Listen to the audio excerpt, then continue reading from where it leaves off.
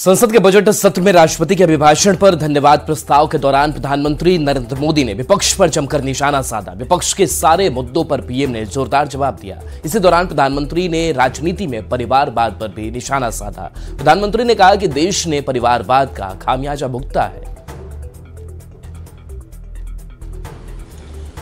परिवारवाद का खामियाजा उठाया है और उसका खामियाजा खुद कांग्रेस ने भी उठाया है। अब अधीर बाबू की हालत हम देख रहे हैं, वरना ये समय था संसद में रहने का, लेकिन परिवारवाद की सेवा तो करनी पड़ती है।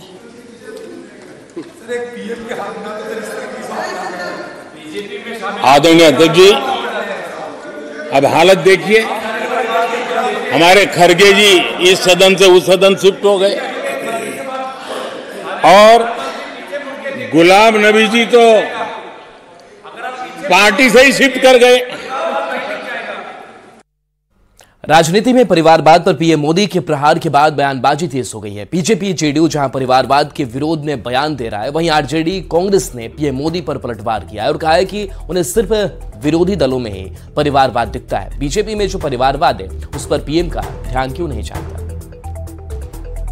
पार्टी की विचारधारा शुरू से परिवारवाद और वंशवाद के खिलाफ रही है। जिस तरह कर्पूरी जी ने कभी अपने परिवार के किसी सदस्य को आगे नहीं बढ़ाया, ठीक उसी तरह से नीतीश कुमार जी ने भी परिवार के किसी भी सदस्य को राजनीति में आगे नहीं बढ़ाया है। प्रधानमंत्री जी ने बहुत बेहतर तरीके से परिवारवाद और वंशवाद के बारे में बताया है। ऐसी पार्टियों पर चोट किया है जिन पार्टियों को एक खास परिवार चलाता है, जहां कोई भी लाभ का पद हो परिवार के सदस्यों को ही मिलता है।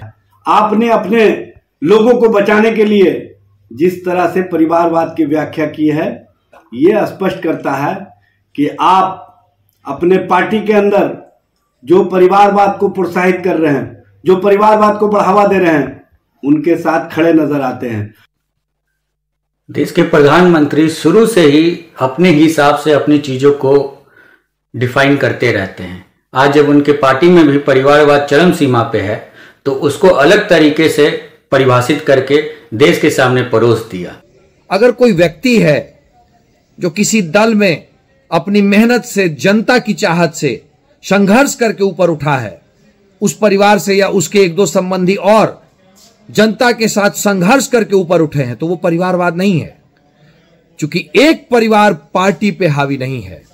जब बात परिवारवाद की आती है तो उन पार्टियों की बात आती है जिसमें सिर्फ और सिर्फ परिवार पार्टी पे हावी है। पार्टी ही परिवार है।